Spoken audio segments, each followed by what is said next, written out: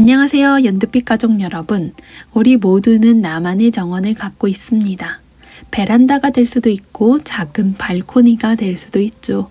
마당에 정원을 조성했을 수도 있습니다. 정원을 가꾸다 보면 단순한 일이지만 마음에 온갖 불필요한 잡음을 꺼트릴 수 있습니다. 균형 잡힌 관점과 소소한 행복을 느낄 수도 있죠. 다양한 스마트 기기가 생기면서 무언가에 오롯이 집중해 본 적이 별로 없는 요즘에 정원 가꾸기가 시끄러운 내면을 일순간에 조용하게 만들기도 하죠. 오늘도 다양한 식물들과 함께 왔습니다. 식물 여행하러 고고고! 칼랑코의 킨 로즈입니다. 칼랑코의 킨 로즈는 장미꽃을 닮은 듯한 모습을 연상시키죠. 색상은 이렇게 연한 분홍빛부터 진한 분홍빛 투톤으로 화사하게 피어나는 느낌을 줍니다. 꽃망울이 엄청 화려하죠. 칼랑코의 꽃말은 설레임이라고 합니다. 기본적으로 잎이 통통한 편에 속하죠. 다육식물과 같이 잎의 수분을 많이 저장하는 식물입니다. 때문에 물을 많이 자주 줄 필요는 없습니다.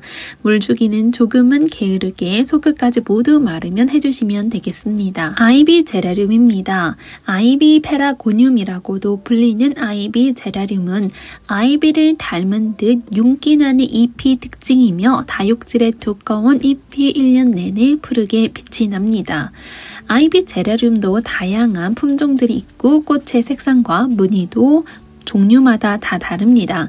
줄기가 덩쿨성이기 때문에 곱게 자라지 않고 늘어지듯이 자라는 특성이 있기 때문에 거리, 화분 등으로 이용을 해도 좋죠.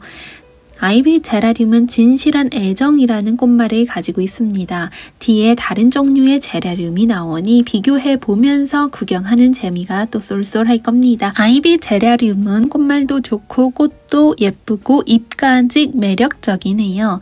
색상은 전체적으로 붉은 톤을 가지고 있지만 붉은색, 연한 분홍색, 살짝 보라색 등 색감이 다채롭고 다양한 느낌을 줍니다. 아름다운 천리향입니다. 원산지 중국으로 팥꽃나무과 백서향 속에 속하는 상록 화렵 감목입니다. 꽃말은 갑자기 생겨난 행운, 생각지도 못했던 사랑, 명예, 편애라고 합니다. 상록성의 진한 녹색 잎과 꽃은 홍자색으로 피어나서 향기가 좋아서 나무 이름도 서향 또는 천리향이라고 불립니다. 키는 100cm 정도로 자라나고 잎은 어긋나기로 자라납니다. 원줄기가 곧으며 가지가 많이 갈라지며 매끄럽고 강택이 있는 건강해 보이는 잎이 매력적인 식물입니다. 반그늘에서도 잘 자라나고 토질은 배수가 잘 되면서도 보수력이 있는 다소 습한 비옥한 사질 양토 괜찮습니다. 너무 토양이 건조하면 잎이 떨어져 버릴 수 있기 때문에 이 점을 유의해 주는 거죠.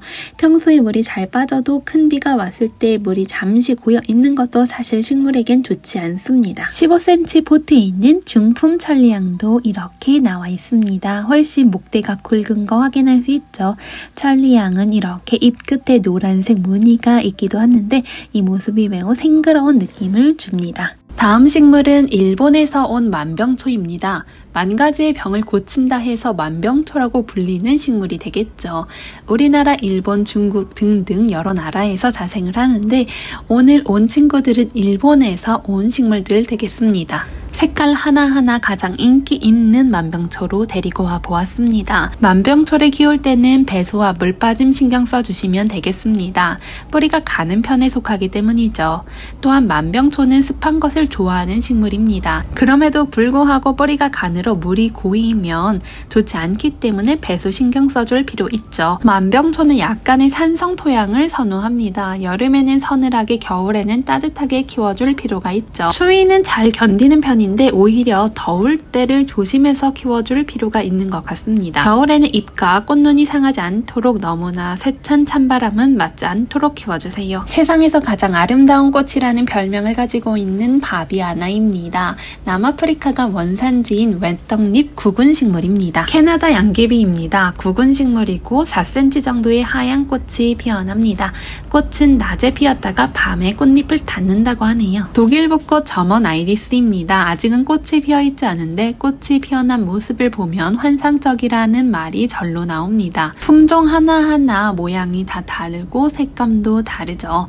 또한 꽃잎에 프릴감이 있어서 우아한 느낌도 줍니다. 85cm에서 100cm 정도까지 자라나기 때문에 정원에 식재해 놓으면 아름답게 관찰할 수 있습니다. 노지 월동 가능하고요. 향기도 은은하게 나타난다고 합니다. 배수가 잘 되는 중성 또는 약한 알칼리성 토양에서 잘 자라나고요. 햇볕이 잘 드는 공간일수록 잘 자라납니다. 번식은 포기 나누기로 가능해요. 한여름부터 초가을까지 포기를 나누어 즉시 심어주면 되겠습니다.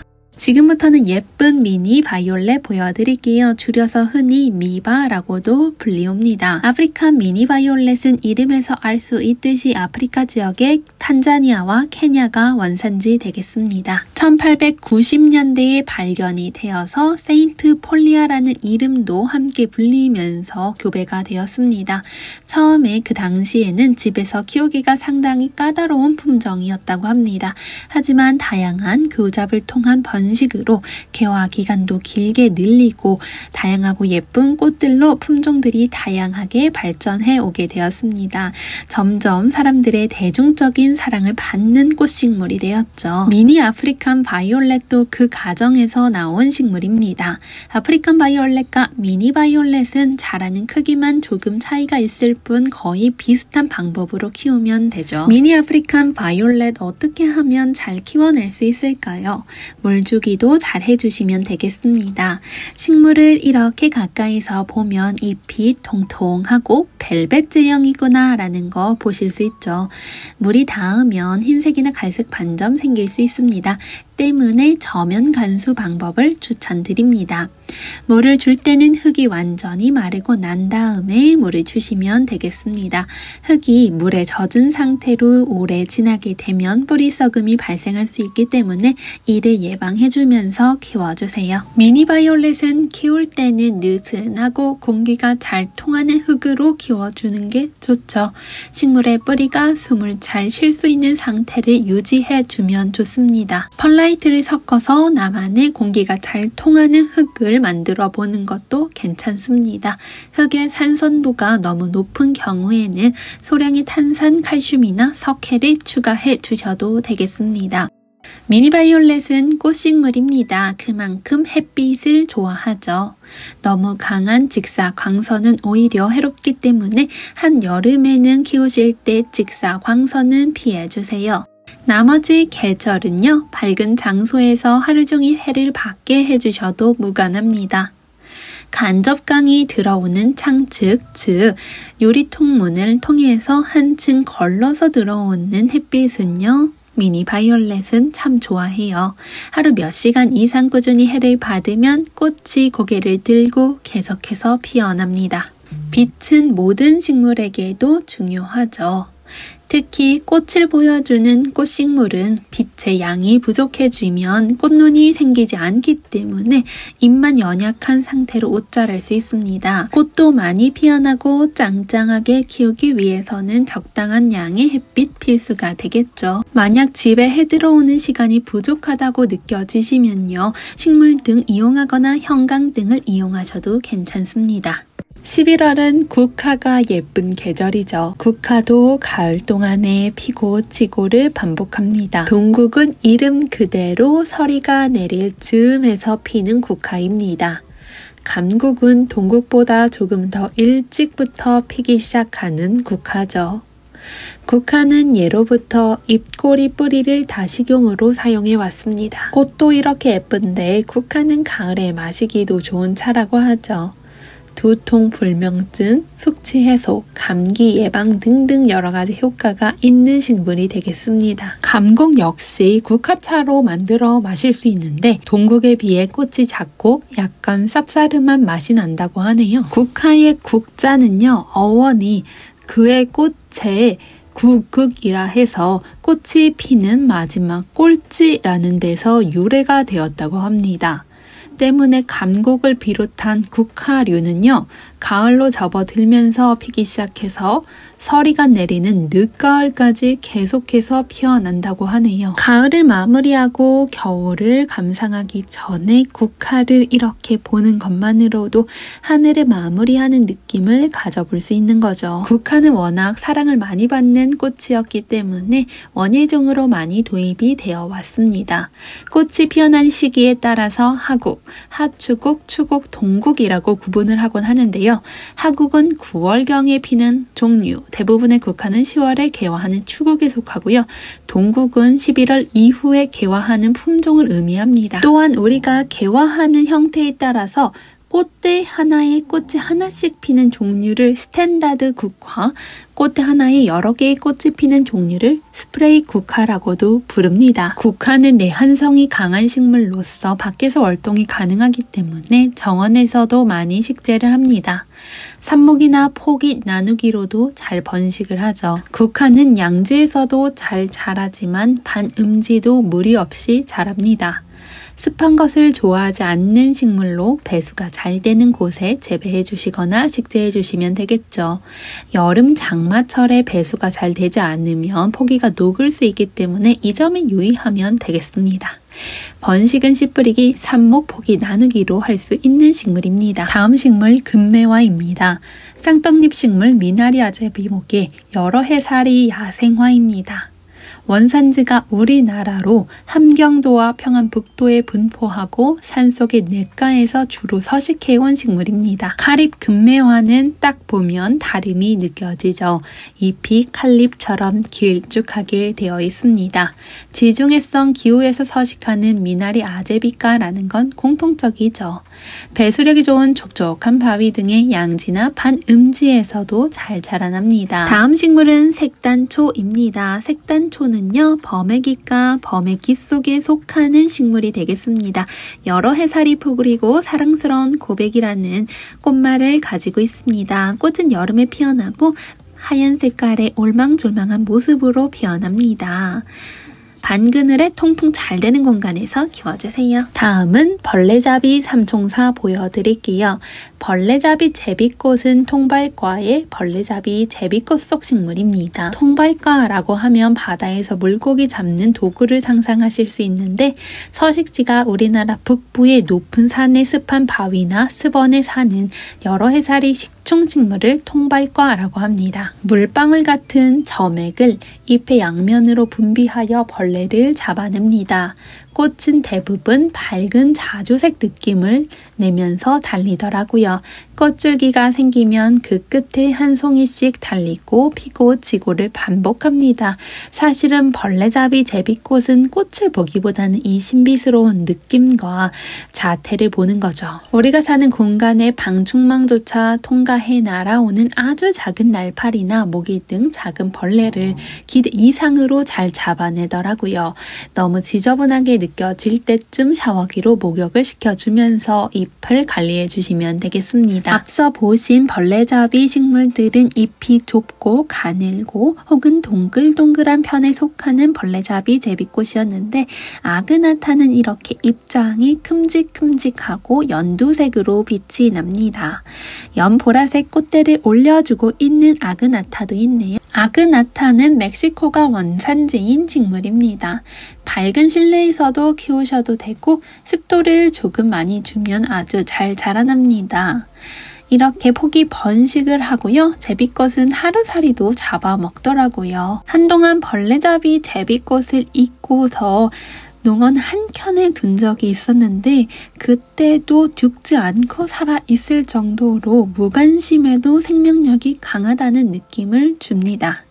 아그나타도 이렇게 푸릇푸릇한 매력을 뽐내주고 있네요. 다음 식물 보라삭소롬입니다. 남아프리카가 원산지인 제스네리아과 스트랩토카르푸스 속에 속하는 식물입니다. 열대성 여러 해살이 식물이라고 봐주시면 될 것 같고요. 행운의 열쇠, 진실, 청순한 사랑이라는 꽃말 가지고 있습니다. 개화 시기는 환경 맞으면 이렇게 가을, 겨울에도 꽃이 피어납니다. 통기성이 잘 되는 토양을 좋아합니다. 여름철 통풍 신경 써주시면 되겠습니다. 초연초가 따뜻한 가을 햇살 마사지를 받고 있습니다. 초연초는 구데니아과, 상록치 엽 여러 해살이 식물이 되겠습니다. 원산지는 서호주 남부 지역이라고 합니다. 건조하고 해가 쨍쨍한 좋은 공간에서 자생을 해온 식물이 되겠습니다. 초연초는 처음초, 3월연, 풀초라고 해서 한자 그대로 첫사랑 풀이라고 해석할 수도 있죠. 초연초는 키가 50cm까지 자라납니다. 줄기는 위로 곱게 자라거나 옆으로 퍼져가며 자라기 때문에 나의 취향에 따라서 높이를 키우거나 옆으로 늘리시면서 키워주시면 되겠습니다. 새로 나는 줄기는 여려 보여도 시간이 지나면 단단하게 변화합니다. 초연초의 잎을 자세히 보면 통통한 솔잎처럼도 생겼죠. 길이는 4에서 8mm 정도로 생각해 주시면 될 것 같아요. 빨간색, 주황색, 노란색, 파란색 등 4가지 색상이 있습니다. 꽃말은 이름처럼 첫사랑을 그리워하다라고 합니다. 꽃을 자세히 보면요. 꽃잎이 펼쳐진 모습에서 나비를 닮아 있다는 걸 확인할 수 있습니다. 닮았나요? 꽃이 한번 피면 오랜 기간 동안 꽃을 볼 수 있습니다. 초연초는요. 속 크기 마르면 듬뿍 간수해주면 되겠습니다. 겉흙 말랐을 때보다는 겨울철에는 속흙까지 완전히 말랐을 때 물을 주세요. 가습이 오게 되는 경우에 뿌리가 상할 수 있기 때문에 요즘 같은 시기에는 조금은 건조하게 키우는 게 좋습니다. 흰 자기나무입니다. 자기나무는 다양한 이름을 가지고 있죠. 낙엽수로서 햇빛이 비치는 공간이나 그늘진 공간에서 자라날 수 있습니다. 항상 햇빛이 드는 환경에서 키운다면 꽃이 더 잘 피어나죠. 고려자기는 배수가 잘 되는 환경 선호합니다. 식물을 심을 때에는 배수 잘 되어지는 공간에 심어주는 게 좋죠. 고려자기가 다양한 효능을 가지고 있는 거 알고 계셨나요? 정신을 안정시키는 효과도 있다고 합니다. 스트레스를 완화하고 안정감을 가져다 줄 수 있어서 불면증 같은 수면 장애에도 도움이 된다고 하네요. 요즘 꽃 미모가 오른 호주 매화입니다. 뉴질랜드와 호주가 원산지인 호주 매화는 고결한 마음이라는 꽃말을 가지고 있습니다. 상록성 다년생 나무로서 티틀이 마누카라고도 불립니다. 호주 매화의 꿀은 마누카 꿀의 원료로도 사용이 된다고 하네요. 티트리 허브티의 소재로 에센셜 오일을 추출해내기도 한다고 합니다. 기본적으로 공기 정화 효능이 있고요. 실내 인테리어 하기도 좋은 식물입니다. 키우는 난이도 역시 어렵지 않아서 키우기도 적당하고 오랫동안 꽃을 볼 수 있다는 장점이 있죠. 호주 매화는 햇빛을 많이 봐야 꽃도 많이 피는 식물입니다. 한여름을 제외하고는 직사광선이 있어도 되지만 여름에 너무 뜨거우면 병충해가 생길 수 있기 때문에 이 점만 유의해 주시면 좋을 것 같아요. 여름에는 최대한 밝은 공간에서 키우되 반음지도 괜찮죠. 호주 매화는요. 햇빛도 좋아하지만 바람 역시 좋아하는 식물입니다. 통풍 잘 드는 공간에서 키워주세요. 다음 식물은 개발선인장입니다. 꽃도 오래가고 계속 피어나죠. 관리하기도 어렵지가 않은 식물입니다. 개발 모양의 특이한 잎과 꽃을 가지고 있죠. 공기 정화 효과까지 있어서 실내 식물로 추천할 만한 식물이 되겠습니다. 겨울인 크리스마스 무렵까지 꽃을 피워서 영어 이름이 크리스마스 선인장이라고 합니다. 꽃말도 귀여운데요. 불타는 사랑이라는 꽃말을 가지고 있습니다. 반양지 공간에서도 잘 자라나고요. 속끝까지 흙이 마르면 물을 주시면 되겠습니다. 너무 선인장과 닮았다 하여 건조하게 키우지 않도록 또 관리해 주시면 되겠습니다. 어느 정도의 습도가 필요한 식물로서 곤충 분무도 괜찮습니다. 델몬트 구카입니다. 화심은 노란색, 그리고 꽃잎은 전반적으로 붉은색으로 피어나는데 잎의 가장자리는 노란색으로 물들어 있습니다. 키는 30에서 90cm까지 자라고요. 땅에서 줄기가 곱게 서서 자라나는 편에 속합니다. 지금부터는 예쁜 신종 시크라멘 한번 보여드릴게요. 시크라멘 총 4가지 색상 나와 있습니다. 첫 번째로 보여드릴 신종 시크라멘은 빨간색 계열입니다. 이렇게 진한 빨간색에 연분 분홍색 꽃잎이 달려 있는데 너무 예쁘죠? 저도 이렇게 꽃잎 한 장 한 장 떨어져 있으면서 별처럼 되어 있는 시크라멘은 오늘 처음 보는 것 같아요. 잎의 무늬도 아름답습니다. 거북이 등딱지 같은 무늬가 있고요. 이 시크라멘은 두 번째 신종 시크라멘입니다. 잎 안쪽에 이렇게 모양이 우리가 봐왔던 시크라멘과 달라요. 위에서 봐도 참 예쁘더라고요. 입장이 갈라져 있는 게 뚜렷한 특징인 것 같습니다. 세 번째 신종 시크라멘은 안쪽 살펴보면 이런 화사한 분홍 계열입니다. 조금 연한 연분홍 느낌도 나더라고요. 마지막 네 번째 신종 시크라멘입니다. 전반적으로 핫핑크 같은 느낌을 주죠. 1번부터 4번 신종 시크라멘 모두 따뜻한 분홍 붉은 계열이라고 보시면 될 것 같은데 네 가지 색상이 미묘하게 다 달라서 차이가 뚜렷하더라고요. 그리고 나오고 있는 시크라멘은 프릴 시크라멘입니다. 프릴 시크라멘이라고 하면요. 시크라멘의 꽃잎이 이렇게 줄 무늬가 치맛자락처럼 있는 걸 의미합니다. 꽃잎이 자글자글 주름이 져 있습니다. 프릴 시크라멘도 매우 화사하고 예쁘죠. 독특한 모습의 시크라멘이 요즘엔 정말 많이 나와서 수집하는 재미도 쏠쏠한 것 같습니다. 이렇게 묵직한 느낌을 주는 시크라멘입니다. 개발 선인장이 이어서 보여드리고 있는 시크라멘 역시 꽃이 화려하고 잎의 무늬도 아름답습니다. 적정 온도가 15도에서 25도의 실내 식물로서 이 온도에서 가장 잘 자라지만 겨울에 난방을 하게 되면요 공기가 너무 건조해질 수 있겠죠. 때문에 화분을 놓는 장소로는 창가 쪽이나 베란다를 적극 추천드리겠습니다. 햇빛도 충분히 받아야 하기 때문에 창가 쪽이 좋죠. 혹시 시크라멘 너무 건조하지 않을까 걱정이 된다면 밤 동안에는 투명한 비닐을 살짝 씌워 주어도 겨울에 좋더라고요. 보습 효과를 볼 수 있습니다. 시크라멘은 온풍이 직접 닿으면 식물에 해를 끼치기 때문에 난방기구와는 최대한 멀리 떨어지게 키우시면 좋습니다. 겨울에는 최저 5도까지 견딜 수 있습니다. 물은 다른 계절보다는 물 주는 횟수가 줄어들겠죠. 그렇다고 또 아예 말리시면 안 돼요. 흙이 마른 것을 손으로 찔러서 확인해 보면서 물을 주시면 되겠습니다. 하루 전날 미리 물을 받아 따뜻한 방 안에 두었다가 미지근하게 물을 주어도 좋습니다. 찬기가 다 빠지면 염소 성분도 같이 날아가기 때문에 그렇게 하는 게 좋죠. 겨울철 물주기는 낮 12시부터 1시 사이 괜찮더라고요. 다른 계절에는 제가 해 뜨기 전에 물을 주라고 하지만 겨울철에는 새벽 공기가 차갑기 때문에 해가 뜨고 나서 어느 정도 실온이 올라갔을 때 물을 주면 좋습니다. 겨울철이라고 해서 꽁꽁 창문을 닫고 있으면 우리도 답답하잖아요. 식물 역시 견디기 힘들 수 있습니다. 낮에 2시에서 3시 정도 사이에는 창문을 열어서 환기를 해주면 식물도 좋고 나도 좋을 수 있습니다. 꽃이 시들면 바로 제거해 주어야지 새로운 꽃이 잘 피어납니다.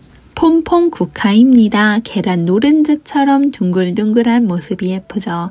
우리 앞선 영상에서 가장 첫 번째로 동국을 보여드렸는데 동국은 화심과 꽃잎이 뚜렷했잖아요. 폼폼 국화는 이렇게 화심이 거의 보이지 않고 꽃잎이 겹겹이 쌓여 있는 걸 확인할 수 있습니다. 때문에 꽃도 더욱 큼직해 보이는 느낌을 가지고 있죠. 노지 활동이 가능한 지피식물 갯모밀입니다. 원래는 야생화였는데 요즘은 원예용으로 많이 키우는 식물이죠. 한 개의 꽃대에 여러 개의 꽃이 무리지어 피어 있는 꽃의 모습이 독특하고 아름답습니다. 그저 1년 초 야생화로 보이나요? 하지만 겨울에도 꽃이 피는 다년생으로 자랄 수 있는 갯모밀입니다. 꽃도 옹기종기 귀엽게 피어나고 번식도 잘 됩니다. 인디언벨 베고니아 꾸준한 모습 보여주고 있습니다. 아름다운 종 모양의 붉은 인디언벨 꽃은 사람들의 시선을 사로잡기 좋죠. 키우실 때 여름 나기를 신경 써주시면 되겠습니다. 구근이 썩지 않도록 통기성 좋은 환경에서 키워주시면 잘 키우실 수 있을 겁니다. 다음은 꽃미모 올라오고 있는 사랑초들 보여드리겠습니다. 겨울은 사랑초의 계절이라고 할 정도로 사랑초 꽃들이 예쁘게 피어나서 그 모습 하나하나 카메라에 다 담아두고 싶을 정도입니다. 사랑초 옥살리스는요, 남아프리카 공화국을 원산지로 합니다. 갱이밥과 갱이밥 속에 속하는 여러 해살이 식물입니다. 모성애 혹은 당신을 버리지 않을게요 라는 예쁜 꽃말 가지고 있어요. 사랑초는요, 구근 식물이고 빛에 예민한 식물입니다. 빛에 따라서 수면 운동을 하는데요. 낮에는 꽃이 활짝 피었다가 흐린 날이나 저녁에는 꽃잎을 오므리는 특징이 있습니다. 지금 한번 하바사랑초 보여드릴게요. 현재 영상을 찍고 있을 때는 빛이 많지가 않아서 꽃을 오므리고 있습니다.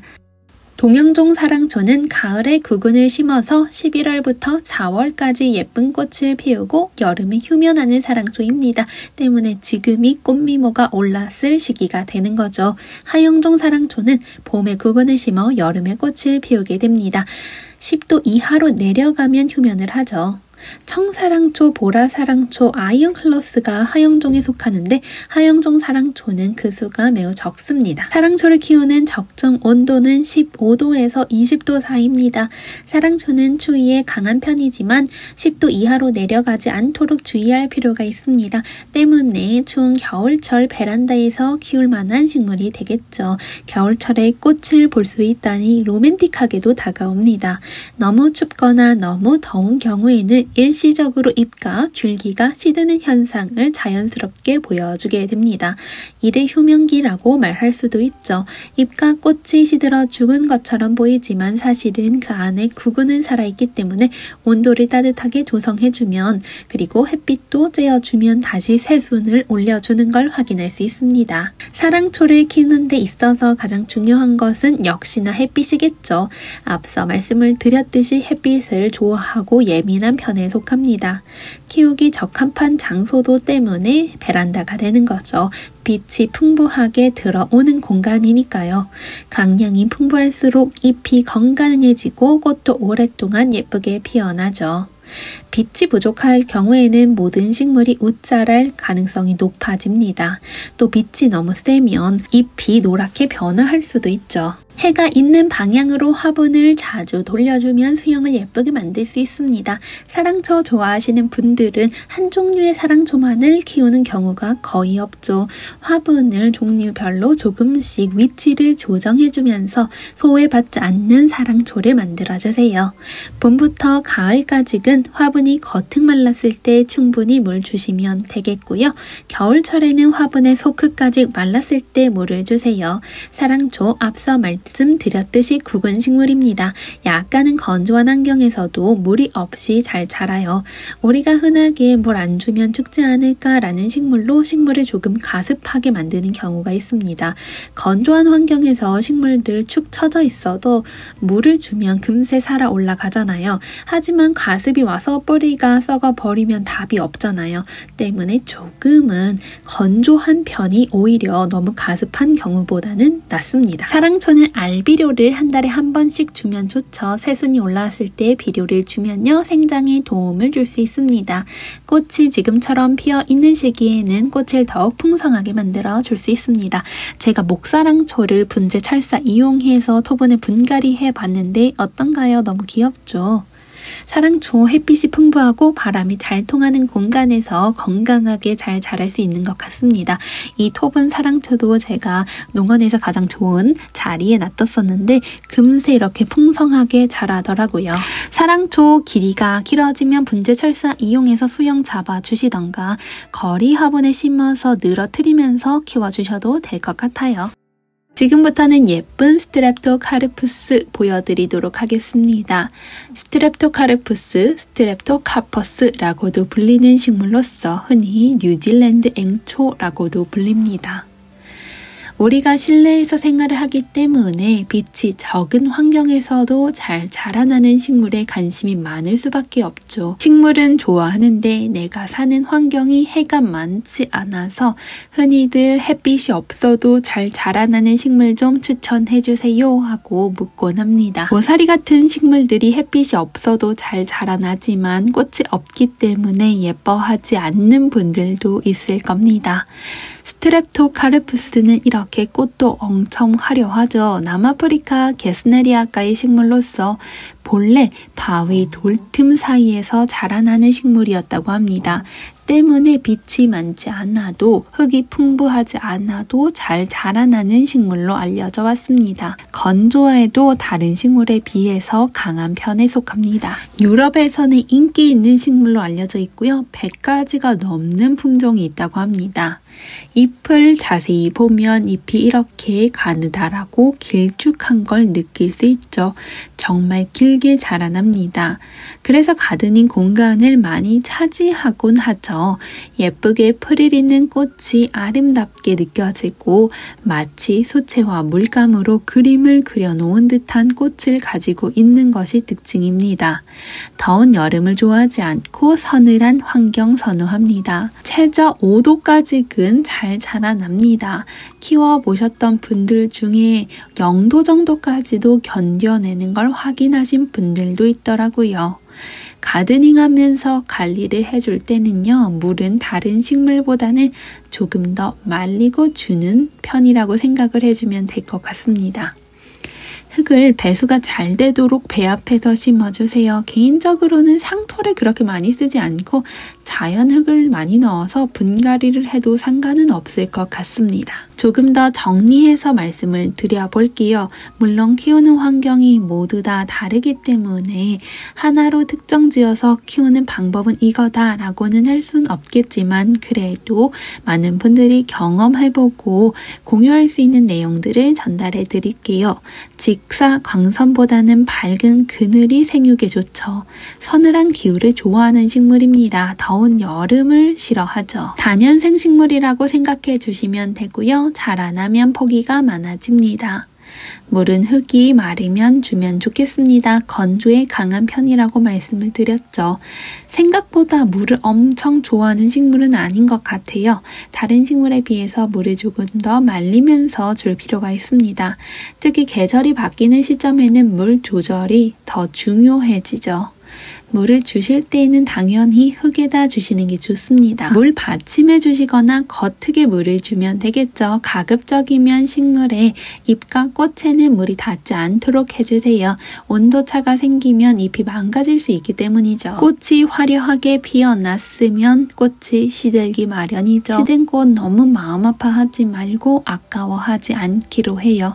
시든 꽃에는 잘라줌으로써 새로운 꽃의 형성에 도움을 줄 수 있게 해주세요. 시든 꽃대 깔끔하게 가위로 잘라내주세요. 흙은요, 강물의 마사토, 녹소토, 동세사, 혼탄 등등으로 배수가 잘 되는 흙으로 분갈이 해보겠습니다. 흙 조합을 어려워하시는 분들이 있는데 너무 부담 갖지 말고 이것저것 섞어 보시면서 식물에 맞는 흙 찾아가 보도록 하겠습니다. 꽃이 하나의 그림도 될 수 있구나 하고 알려준 식물이었습니다. 다음 식물 아름다운 대문자초입니다. 한국, 중국, 일본 등지에서 자라나고 범에깃과 범에깃 속에 속하죠. 여러 해살이 식물입니다. 꽃말이 앙증이라고 하네요. 꽃말과 같이 식물도 정말 앙증맞게 생겼습니다. 개화 시기는 10월부터 11월입니다. 기온이 맞으면 계절에 상관없이 연중 꽃이 피어납니다. 꽃은 분홍색, 흰색, 빨간색 등 화려한 색상을 가지고 있죠. 꽃의 모양이 큰 대자를 닮아 대문자초라 불립니다. 키는 5에서 10cm로 자라납니다. 카랑코의 코랄벨입니다. 돌나무과 카랑코에 속에 속하는 식물로 다육성 여러 해살이 식물입니다. 개화하는 시기는 11월부터 4월에 피는 것과 가을부터 겨울까지 피어나는 것이 있다고 하네요. 이렇게 늘어지듯이 자라나는 수영이 매력적인 식물 되겠습니다. 네팔 요정입니다. 총 4가지 색깔빛이 농원에 들어와 있고요. 진달래과 진달래 속에 속하는 상록 화렵 감목이 되겠습니다. 위엄과 존엄이라는 꽃말을 가지고 있죠. 꽃은요 이렇게 피어납니다. 가지 끝에 달려서 피어나고요. 꽃뿌리는 깔때기 모양을 가지고 있어서 귀여운 느낌을 줍니다. 열매와 잎이 모든 병을 나게 한다는 약효가 있어서 만병초라고도 불리기도 합니다. 한국에도 특산종이 있는데 이렇게 네팔에도 자생종이 있다고 하네요. 지금 보이는 삼지구엽초는 버프뷰티입니다. 너무 앙증맞은 요정의 날개 같은 꽃을 피워줍니다. 삼지구엽초 버프뷰티는 최대 성장을 해도 20cm 내외로 작게 피어나는 삼지구엽초입니다. 우아하고 아름다운 단풍도 귀여움을 한몫 더 돋보이게 하죠. 흔하지 않아서 아름다운 삼지구엽초는요. 한국, 중국, 경기도, 강원도에서 자생하는 식물로 알려져 있고요. 매자나무과 삼지구엽초 속에 속하는 여러 해살이 뿌립니다. 삼지구엽초 키는 30cm 정도로 자라난다고 합니다. 품종에 따라 약간의 차이가 있을 수 있습니다. 뿌리 잎은 잎자루가 길고 원줄기의 잎이 어긋나기도 하면서 3개씩 2회 정도 갈라져 나갑니다. 하트 모양의 꽃이 아름답죠. 이름의 유래는요. 3개의 가지가 갈라지고 가지 끝마다 3개의 잎이 달려있다 하여 삼지구엽초라고 불린다고 합니다. 삼지구엽초는 산지의 나무 그늘에서 자생을 하고요. 흙은 비옥한 토양을 선호합니다. 약간 서늘한 온도 조건을 좋아하죠. 여름철 고온에만 주의해 주시면 될 것 같습니다. 삼지구엽초는 식물체 전체를 한방에서는 음양과라고 하여 약재로 사용을 한다고 합니다. 다양한 건망증, 신경쇠양 등의 효과가 있다고 알려져 있다고 하네요. 술에 담가 마셔도 효과를 얻을 수 있다고 전해지곤 합니다. 다음 식물은 석창포입니다. 한라석창포와 철원석창포 들어와 있습니다. 만주 지역과 한국의 깊은 산 등에서 분포하는 식물로서 천남성과 창포 속에 속하는 여러 해살이 식물입니다. 꽃말은 조은소식이라고 합니다. 꽃대는 잎과 비슷하게 길게 쭉 뻗어서 자라나게 되고요. 꽃은 끝에서 모여나게 하게 됩니다. 길이가 10cm에서 30cm 정도로 자라날 수 있다고 하네요. 물속에서는 썩기 쉽기 때문에 물 관리를 해주시는 것도 물에 심는 경우에는 필요합니다. 번식은 딱 봐도 포기 나누기로 잘 될 것 같죠. 식물이 번식하는 방법은 몇 가지가 있을까요? 여러 가지가 있겠죠. 그 중에서도 우리가 흔하게 알고 있는 것이 씨앗과 뿌리를 통한 번식이 될 겁니다. 하늘살이 식물의 경우에는 개화를 하고 결실을 하는 것이 그 식물이 가진 목표이기 때문에 결실을 마치고 나서는 뿌리가 고사합니다. 그 후에는 전적으로 씨앗에 의존하겠죠. 하지만 여러 해살이 식물인 경우에는 씨앗에 의한 전파뿐만 아니라 뿌리가 계속 뻗으면서 개체수를 늘려가는 겁니다. 뿌리 번식 중에서 뿌리의 특정 부위에 영양을 비축해 두는 편이 있는데요. 주변 환경이 너무나 열악한 경우에도 싹이 틀 수 있도록 일종의 보험이 필요했겠죠. 아주 영리한 식물들인 셈입니다. 그렇게 영양이 비축된 동글동글하거나 길쭉한 덩어리의 모양이 생겨나고 이를 우리는 구근 혹은 알뿌리라고 부르는 겁니다. 때문에 화면에 보이는 모든 알뿌리들은 식물들의 지혜가 담겨있는 구근이라고 생각해 주시면 될 것 같아요. 얼핏 보기에 우리가 그러면 씨앗이 구근이고 구근이 씨앗인가? 하고 생각을 할 수 있겠죠. 하지만 공통점보다는 차이점이 많죠. 우선 수량적인 측면을 생각해 보면 씨앗이 구근에 비해서 엄청나게 더 많이 달립니다. 달리 말해서 씨앗은 확률로 승부를 하고 구근은 이 구근 하나하나를 자산으로 생각을 해서 자산으로 승부를 하는 거죠. 발화의 조건 중에 흔히 수분이 있다고 하잖아요. 씨앗은 수분의 공급이 지속적으로 필요합니다. 때문에 씨앗을 심고 물 관리를 해주는 거죠. 하지만 구근은요, 자체의 수분을 저장하고 있습니다. 때문에 비가 오지 않거나 물을 주지 않아도 온도가 맞으면 싹을 틔워냅니다. 빛의 유무도 별로 따지지 않죠. 우리가 구근을 어딘가에 보관을 해놓고 까먹어 버려서 구근이 바짝 마른 상태가 되더라도 스스로 물을 흡수해 싹을 틔우기도 합니다. 때문에 국은 식물은 장단점을 뚜렷하게 가지고 있는 식물이 될 수 있습니다. 씨앗보다는 국은이 훨씬 관리하기 쉽고 손쉬운 방법임을 알고 있음에도 불구하고 캐내고 보관했다 다시 심어야 하는 것이 번거롭게 느껴지기도 합니다. 때문에 개인의 취향에 따라 선호도가 달라질 수 있는 거죠. 하지만 국은 식물은요, 꽃이 매우 풍성하고 화려하죠. 꽃꽂이를 해놔도 아주 고급스럽습니다. 공원 등등 대규모 화단에 초화를 배치할 때 국은 식물을 비중을 높게 하는 이유이기도 합니다. 다음 식물은 설화 돌부채입니다. 개화하는 시기는 12월부터 3월 동안 피어나는 겨울 봄꽃이라고 보시면 될 것 같아요. 범애기과 돌부채 속에 속하는 여러 해살이 풀로 꽃말은 수능과 인내입니다. 초록색에서 붉은색으로 색상이 변화하는 거 볼 수 있습니다. 아름다운 쌀이입니다. 한국, 중국, 일본에서 자생하고요.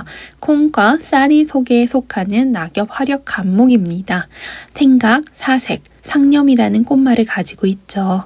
꽃은 잎 겨드랑이에서 모여 달립니다. 꽃받침은요, 자세하게 보면 4개로 갈라지고요. 뒤쪽에 1개는 다시 2개로 갈라지면서 끝이 뾰족한 느낌을 만들어냅니다. 키는 보통 200cm에서 300cm 정도까지 자라나고 줄기는 곱게 서고 가지가 많이 갈라져 나옵니다. 감속 용담도 빼꼼 머리 내밀고 있습니다. 용담과 용담 속에 속하는 여러 해살이 풀로 애수 정의가 꽃말입니다. 뾰족뾰족한 잎이 매력적인 은목서입니다. 소품과 중품 입고되어 있습니다.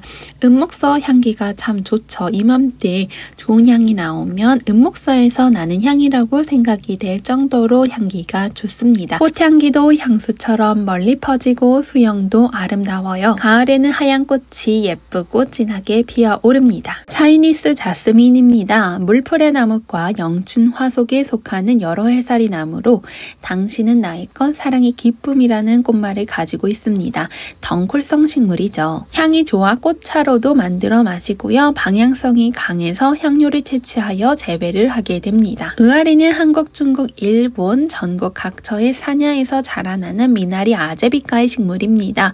고결, 아름다운 당신의 마음이라는 꽃말을 가지고 있고요. 줄기를 따라 꽃이 피어납니다. 피어다 지고를 반복하면서 많이 달리는 것이 하나의 특징 되겠습니다. 다양한 종류의 앵초입니다. 한국, 일본, 중국, 북반구, 그리고 유럽까지 전 세계적으로 인기가 많은 식물입니다.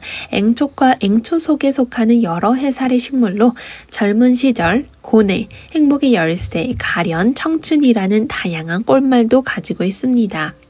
꽃은요, 매우 풍성하고 다양한 느낌을 주면서 피어납니다. 잎은 뿌리에서 뭉쳐나게 됩니다. 달걀 모양 또는 타원의 모양을 가진 뿌리가 있습니다. 꽃자루는 보통 2cm에서 3cm 정도로 피어난다고 생각을 해주면 될 것 같습니다. 발레리나 앵초는 한 번 꽃이 피면 매우 풍성하게 꽃이 피는 것 같습니다. 겹꽃으로 피어나서 더 화려한 느낌을 가지고 있죠. 각각의 색깔에 따라서 매력이 다 다르다고 할 수 있습니다. 시간이 지나면서 발레리나 앵초의 풍성함이 너무 예쁘게 다가오는 요즘입니다. 완다 앵초는 꽃잎이 조금 더 무게감 있고 묵직한 느낌을 주죠. 완다 앵초 꽃색도 더욱 쨍하게 피어납니다. 봄을 알리는 식물은 앵초가 되지 않을까요? 초봄부터 얼굴을 쏙쏙 내밀게 될 겁니다.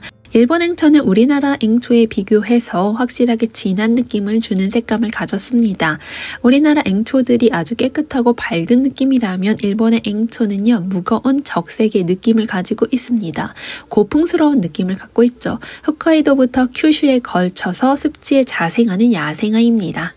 인디언 모자를 쓴 것처럼 꽃이 피어난다고 해서 인디언 앵초라고 불리는 식물입니다. 일반적으로 보라색, 분홍색이 가장 많은 색상이라고 생각을 해주시면 되겠죠. 꽃이 많게는 20송이까지 피기 때문에 더욱 아름답고 풍성한 느낌 줍니다. 영국 앵초입니다. 화려하고 독특한 무늬가 매력적인 앵초로서 16세기부터 17세기에 영국으로 전파가 되었고 정착하여 재배가 되었다고 합니다. 다른 이름으로는 오리큘라라고 하여 해서 잎의 모양을 보고 곰의기라고도 불리는 등 다양한 이름을 가지고 있는 앵초가 되겠습니다. 다양한 꽃의 색상을 가지고 있어서 컬렉션으로 많이 수집을 하는 앵초입니다. 다음 식물들은 초롱꽃이 되겠습니다. 초롱꽃과의 초롱꽃 속에 속하는 여러 해살이 야생화로 감사, 성실, 충성이라는 꽃말을 가지고 있습니다. 초롱꽃의 크기는 4에서 5cm 정도로 생각을 해주시면 될 것 같아요. 자엽 펜스테몬은 확실히 다른 초록색 꽃잎에 비해서 이렇게 줄기잎이 자색으로 빛을 내고 있습니다. 오이엽 키리타 스타더스트입니다. 소의 길을 닮은 잎의 모양 때문에 이름이 붙었습니다. 매력적인 색감으로 꽃이 피어납니다. 앙증맞은 꽃들이 몽글몽글 피어나기도 하죠. 오이엽은 딱 봐도 잎이 두껍고 오동통통하다는 느낌 받으실 겁니다. 물을 저장하는 습성을 가지고 있기 때문에 속끝까지 모두 마르면 물을 주시면 되겠습니다. 레위시아는 북아메리카가 원산지인 식물로 새비름과 레위시아 속에 속합니다.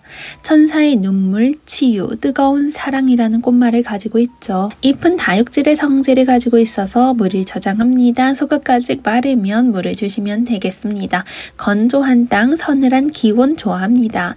봄에 파종을 할 경우에는요, 3주간의 저온 처리가 필요한 식물입니다. 고풍스러운 자태를 뽐내기 때문에 국내에서도 많이 인기가 있고 해외에서도 많이 인기가 있는 식물이 되겠습니다. 고온 다습해는 약한 식물입니다. 비옥하고 물빠짐 좋은 토양에 식재해 주시고요. 꽃이 없는 시기에는 직사, 광선 닿지 않도록 해주세요. 번식 포기 나누기로 가능합니다. 리스본입니다. 밝은 햇빛 선호하죠. 실내 햇빛이 적은 공간보다는 유리창을 한번 통과한 햇빛이 풍부한 공간에서 키워주시면 되겠습니다. 붉은 여우꼬리풀입니다. 꽃은 줄기 끝에서 나온 긴 꽃자루에 붉은색 원축꽃 차례로 달립니다. 꽃 차례를 보면요, 다소 실같다는 느낌이 들면서도 빽빽하게 달려있고 먼지털이처럼 긴 원통으로 되어 있는 거 확인할 수 있습니다. 온도와 강량이 적당하면 연중꽃을 개화해줍니다. 20도 이상의 온도에서 무난하게 개화하기 때문에 실내 인테리어 식물로도 추천을 드립니다. 유럽 여행을 다녀온 친구가 한 번은 유럽 여행을 하다 보면 집집마다 창가에 색색의 꽃들이 너무 예쁘게 피어 있다라고 하면서 사진을 보여준 적이 있습니다. 그 꽃들의 절반은 제라늄이고 나머지는 페추니아라고 해도 과언이 아닐 정도로 제라늄은 유럽 사람들이 공통적으로 많이 키우는 식물 중 하나인 것 같습니다. 페추니아, 제라늄의 공통점은 꽃의 색깔과 모양이 다양하고 화려하며 개화 기간이 아주 야무지게 길고 기르기 쉽다는 점이 되겠죠. 때문에 유럽 사람들이 제라늄을 사랑하는 것 같습니다. 꽃이 기화디 귀한 겨울에도 신선한 생화를 보여주는 제라늄이죠. 적당한 햇빛과 가습, 환기에만 신경을 쓰면서 기르다 보면 잔병치레가 거의 없다는 걸 확인할 수 있습니다.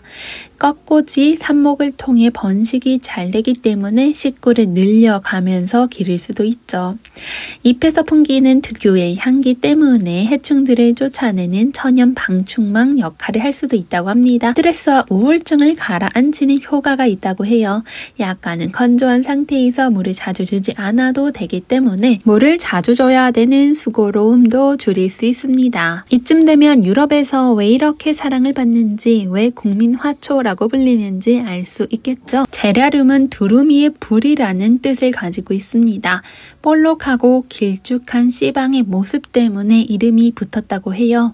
원래 제라늄은 지소니풀, 이질풀 등과 같은 야생의 품종들을 일컫는 이름이었는데 개량된 품종들까지 포함하여 통칭하게 되었다고 합니다. 이후에는 더 많은 개량종이 생겨났는데 그중 하나가 페라고늄입니다. 페라고늄과 제라늄은 개화 습성, 잎줄기의 모양, 내한성 등의 생태적인 특성이 많이 달라지면서 이렇게 별도로 분리된 속명으로 가지게 되었습니다.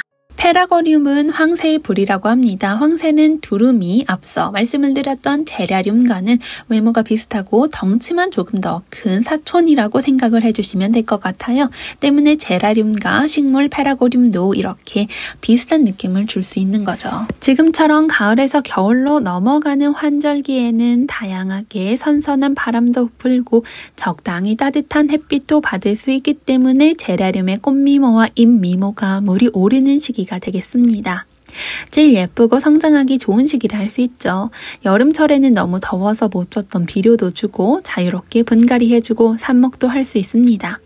제라늄을 물 줄 때에는 잎에 물이 닿지 않도록 저명 관수해주는 방법과 잎과 꽃을 피해서 살살살살 흙에만 물을 주는 게 포인트가 될 수 있겠죠.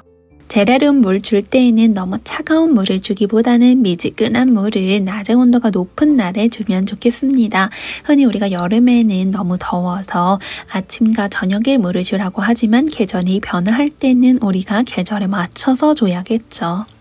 요즘처럼 가을이 지나서 겨울에 도입에 오면요, 야외 온도가 3도에서 5도가 되는 경우가 있겠죠. 이럴 때는 스리슬쩍 베란다나 실내로 들이쉬면서 함께 월동 준비를 해주는 게 좋습니다. 야간의 기온이 최저 5도, 주간에는 10도에서 20도 사이를 유지해주면서 제라늄을 키워주셔야 되겠죠. 잎과 꽃이 떨어지고 노랗게 변화하는 건 아주 자연스러운 현상으로 1월 중순이 넘어가서 햇빛의 양이 많아지면 자연스럽게 회복이 됩니다. 이 시기를 잘 넘겨주면 되겠죠. 오늘은 아름다운 시몽수몽이 마지막으로 나와 있네요. 가을의 끝자락을 놓치기 싫어서 이렇게 물이 들어 있습니다. 오늘은 예쁜 시몽수몽의 단풍잎을 보시면서 영상을 마쳐볼까 합니다. 저는 다음에 또 싱그러운 식물 이야기로 여러분들 찾아뵐게요. 감사합니다.